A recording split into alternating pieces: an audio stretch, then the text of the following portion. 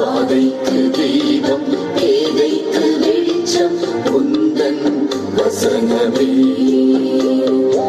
Praise the Lord.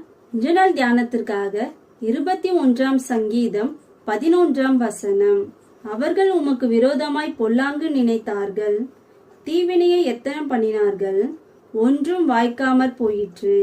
ஆண்டவருக்கு விரோதமாக பொல்லாங்கு நினைத்தது சாத்தானும் அவனுடைய தூதர்களுமே.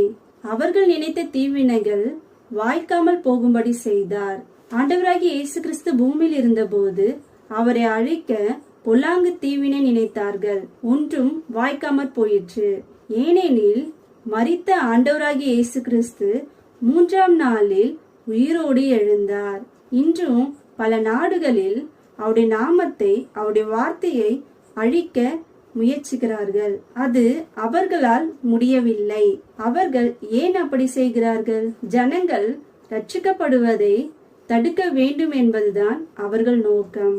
ஆவியான தேவன் மனிதரின் உள்ளத்தில் கிரியை செய்வதை யாராலும் தடுக்க முடியாது.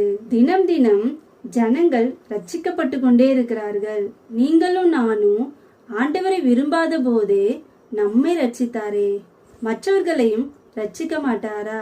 எனவே நாம் சுவிசேஷத்தை அறிவிப்பதையும் ஜெபத்தையும் விட்டுவிடாதிருப்போம். ஆமென். ஜீவனுள்ளது உந்தன் அருள்வாக்கு.